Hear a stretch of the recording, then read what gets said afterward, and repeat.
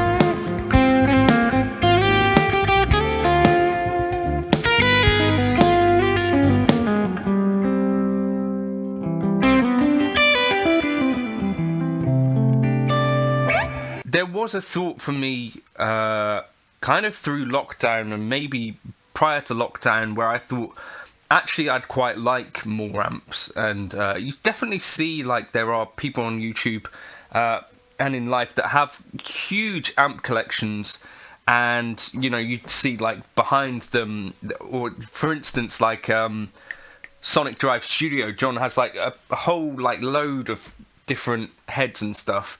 And I thought that maybe would be a cool thing at one point. It's not really for me anymore. So I think a few things happened. I had a kid, and actually space is like a more important factor to me than loads of different amplifiers. Another thing happened is that I kind of had some amps. Like I had a lot of Mesa Boogie amps at one point, and I've had a lot of them. What's the point in having these if I don't really use them live? I think for me, live use is really where an amp gets to shine most of all. So say like you had a multi-channel switching amplifier, I find that those actually don't integrate so well into my workflow live anymore. So basically my workflow is that I have like a hybrid board with a few drive pedals, an HX Stomp which goes to front of house, and then yeah, I plug into an amp.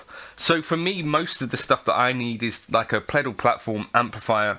Anyway, Mesa Boogie Nomad, which I gigged for years before I kind of moved away from like 4-cable method and stuff. I had that from about 2006 to I think last year or the year before. Basically, it was resigned to being a single channel amplifier. Likewise with a Mark III, it's like I'm not going to set these things up in a way where I'm getting access to the drive channels. Trying to balance using a drive channel and a clean channel, me, has been quite difficult. And it's not the sort of thing that necessarily get great results from all the time.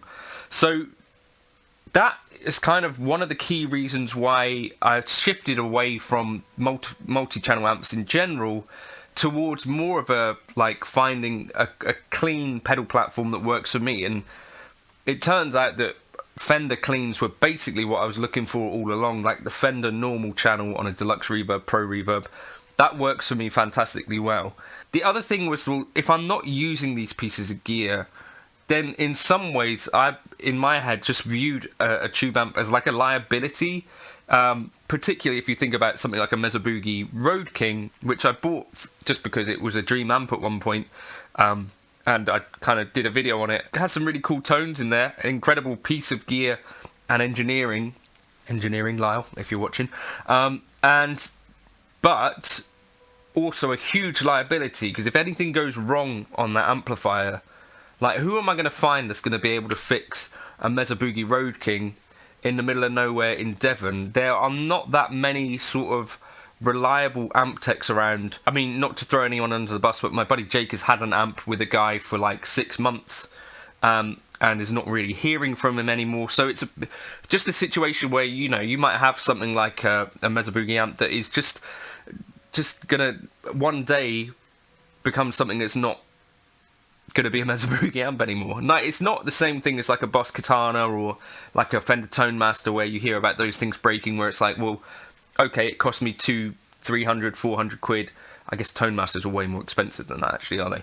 But you get what I mean, like the idea with the more disposable type of modelling amp or whatever. It's not the same thing as that, because it's like, well, a tube amp, like, there are things that need servicing regularly, and if you've got no one to service that amp, then it just, to me, basically felt like a liability. The other thing that I found was that, and this is maybe like a thing, like, if you watch Joe Bonamassa, you know, changing gear, going from Tweed Twins to all Dumble rigs, like, the amp, it does make a difference, but also you're probably going to find your sound on pretty much most of the amps that exist. Do you know what I mean? Like, is there an amp out there that is going to make you sound massively different from how you sound? If it did, would you even like that amplifier, would be my question. So, for instance, you know, I've had a few Two Rock amps, a few Dumble clone type amps. I don't think they sounded meaningfully that different to if I used a Fender amp. If I dial things in with drive and use some drive pedals, the things that I'm going for basically end up, you know, on a Venn diagram. They share more than they probably don't. Do you get what I mean? So, in any case, like, even if I'm using like a Matchless Lightning clone here with 6v6s, does it sound massively different to if I was to use, I don't know, a Super Black Magic or a Pro Reverb? By the time I've dialed things into where it's like, okay, that sounds like what I want it to sound like, probably they're all going to sound quite similar anyway. And this is the final point that I'll make, because I did have this sort of as a revelation, really. As much as it makes sense to kind of have a few varieties of amp, if you've only got one cab to put them through, so basically I've got a Mesa Boogie cab with an EV speaker, my Pro Reverb has 2 EV speakers, and then the Deluxe Reverb has a stock speaker. Like, I don't have any sort of Marshall, you know, greenback type speaker, which I think is what Landau favours. And he's talked about that being like, maybe speakers might be like, having a few speaker options makes as much sense as having lots of different amps, in my opinion. So I think for me, I'm thinking about something like the Nashville guys, where they have, you know, maybe a Bassman, maybe a Matchless for the Vox thing, and maybe something Plexi-ish, maybe even like the Marshall SV20, like a few of them are using, like Rob McNally, etc. You know, sort of 2, 3 is perfectly, like, you could do a lot with that. Maybe you need a backup, but I don't think, for me, there was any sense in having loads of channel switching amps.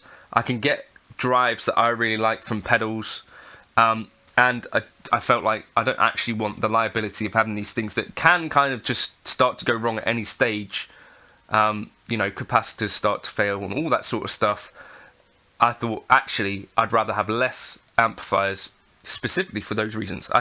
You know, someone else can have them, and they are amazing things. I love playing with an amp live, but I simply don't need to have 20 Mesa Boogies or 20 whatevers. just 2 or 3 amps is more than enough for my needs, personally. Let me know your thoughts in the comments. How many amps have you had? Have you pared back a collection? Are you building a collection? Why? Let other folks know in the comments. Catch you in another video soon. I'm going to go play this Rift amp.